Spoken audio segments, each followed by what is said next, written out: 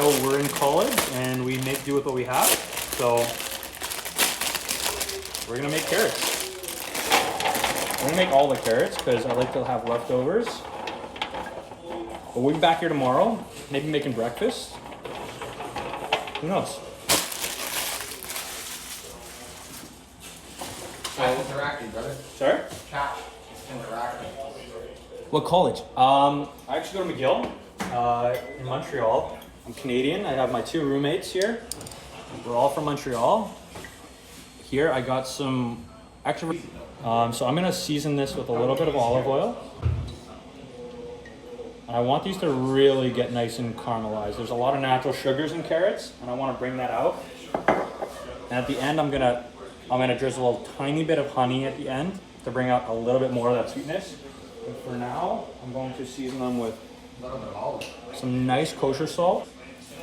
Fair amount of salt. Don't be cheap with salt. There's no such thing as over salting. You have to over salt something to understand what over salting actually is. Till then, you're probably just making it taste better. So, all right, I'm cracking some fresh black pepper. I throw a touch of garlic powder and some cayenne. Got some garlic and some cayenne.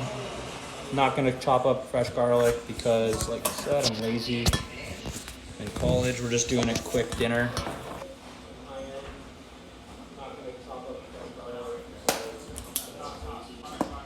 A little bit of cayenne, a little spice, and here, we're gonna give this a nice toss.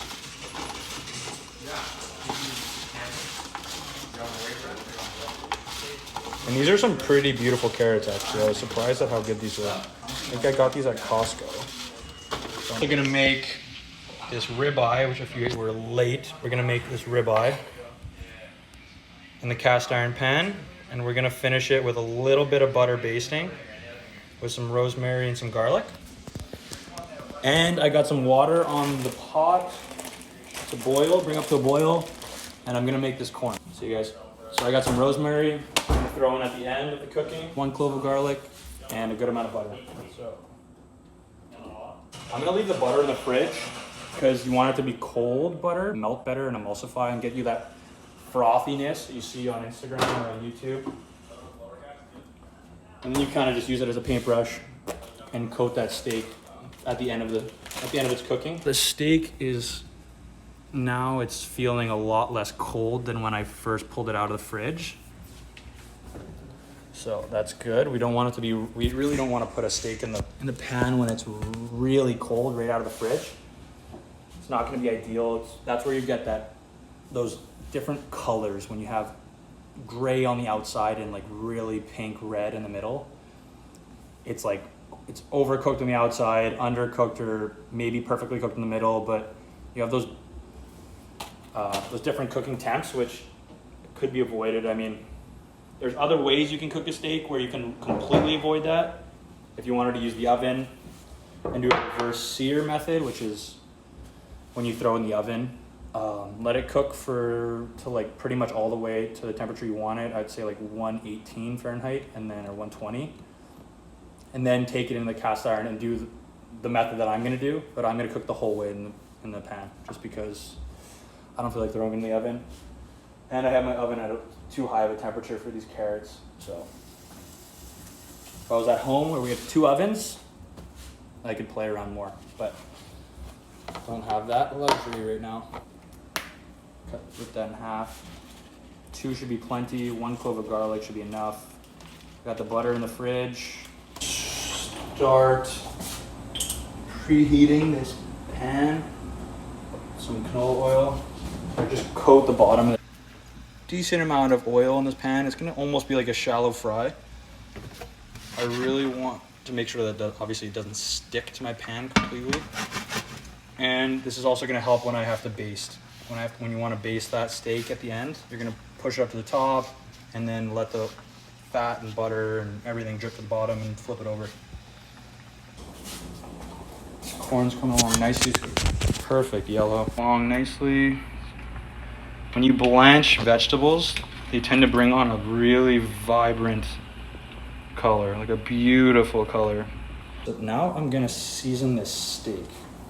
And you might think that this is a lot. It's a thick steak, and you only get to live once, so you might as well make things taste as good as possible. So I want every inch of this to be seasoned. Whatever falls on the plate, I'm gonna rub around in the steak. This is my favorite part of the steak right here, the spinalis. I'm gonna do some pepper after.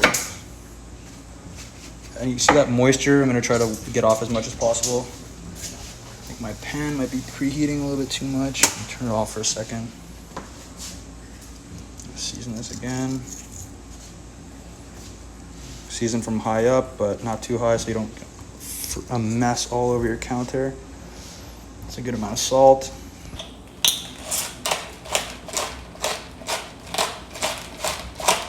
You wanna know how much to season? Make it look pretty even. Make it look like there's an even amount of salt and pepper everywhere. It looks covered. It doesn't look like there's just a few speckles. Like, it should look covered. That's, to me, a well-seasoned steak. That's gonna bring out the best out of it. Nice cut of meat, treat it well, simplicity. Cook it to the right temperature, don't overcook it. Which I feel like I'm gonna overcook it, given the fact that I'm trying to videotape this.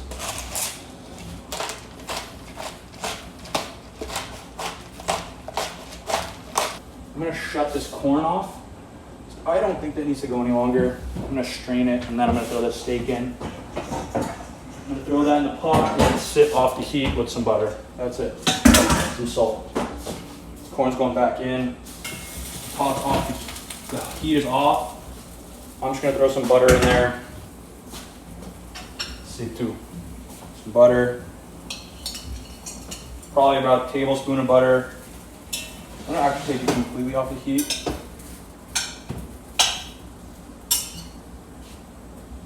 I'll add some salt afterwards.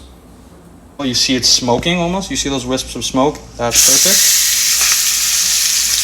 Now we're gonna, this is a big steak. Jesus.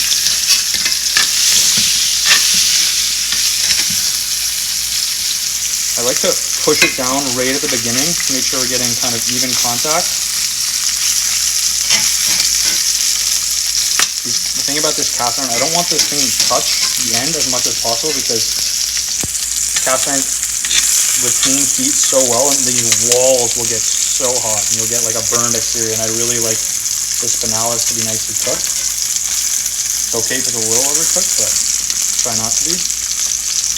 Try to cook everything perfectly. And as you notice, I haven't touched this steak. I haven't touched it yet. I haven't flipped it. I haven't moved it. It's been about 2 or 3 minutes. I just want this to get a really nice crust. And right now, I see there's no resistance, which is good, which means there's a nice crust being built up. That's okay. I want a little bit longer. I want it to get really golden. Another little push, because that's all right. Grab my towel.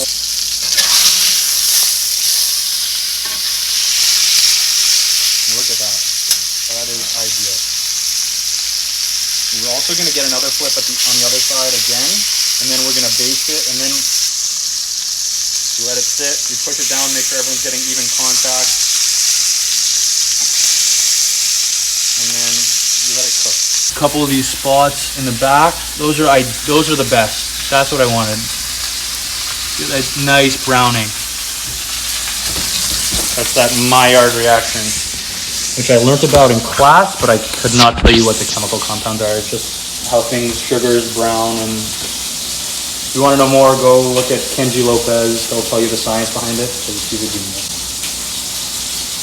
But this is coming up to temp. The steak, I just felt it coming to temp. I don't want it to overcook, so it's also going to rest and it's going to keep cooking. I'm not trying to heat off. Do I have a nice color on the other side? I do. So I'm going to give it a flip back on its original side. I turn the heat off. Now,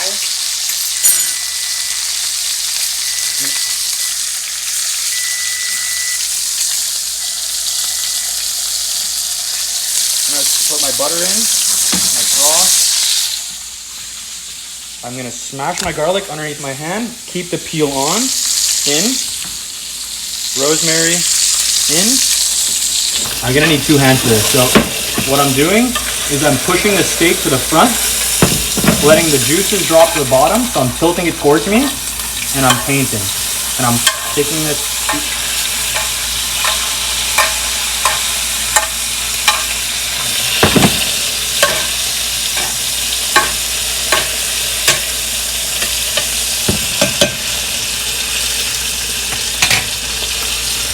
What I'm doing is if I had 2 hands right now, I'd be tilting this towards myself to make this pool at the bottom. And I take this and I paint. And I'll throw this herb on top and this garlic. It's getting protected by its skin. And bring it all back.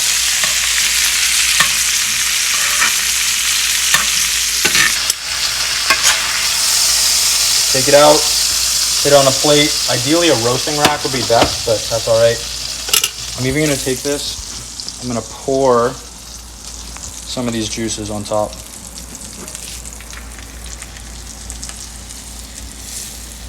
Just a little bit, not too much. I want it to be greasy. I'm gonna take the rosemary, that fried rosemary on top, this garlic. These guys can soak in a little bit. I'll let that cool down. That's off the heat anyways. Look at this. This is our final product. Feels maybe overcooked, but the flavor's phenomenal. It's perfectly seasoned. It's got that garlic, that butter, that rosemary. It all comes out more than you'd think just by like hitting it with that heat in the hot oil. I would take my paring knife and I would just pierce them, and look, there's no resistance. There's no resistance, and that means they're done. I'm gonna let this steak rest for a little bit longer. Sorry about that. I like to flip my steak as it's resting because gravity is pulling juices down. So I want to bring the juices evenly throughout the meat as much as I can. Corn, some carrots, and now I'm gonna cut this steak.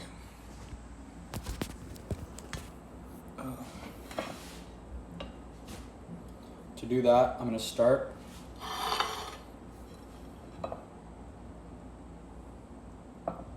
gonna cut it on the cutting board. Don't ruin my knife. But I'm gonna cut it off the bone.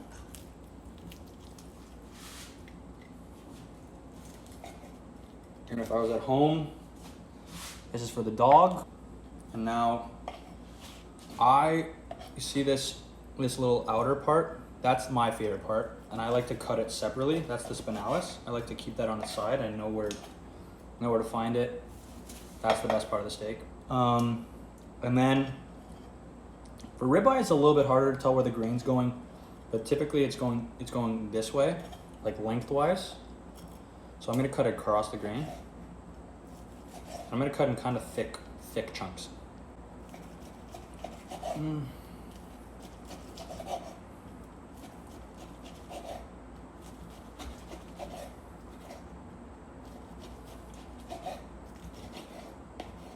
Steakhouse style.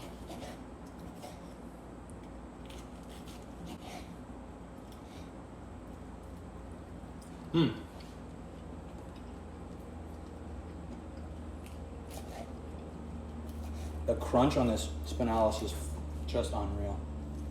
Hard to beat that.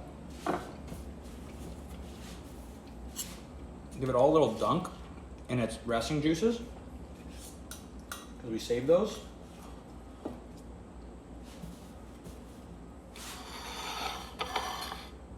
Bring them to my plate. This is the final product. Cooking with Bowley, first time ever streaming meals, so thanks for joining. I'm gonna go devour this, and then I'm gonna clean everything up. Appreciate it.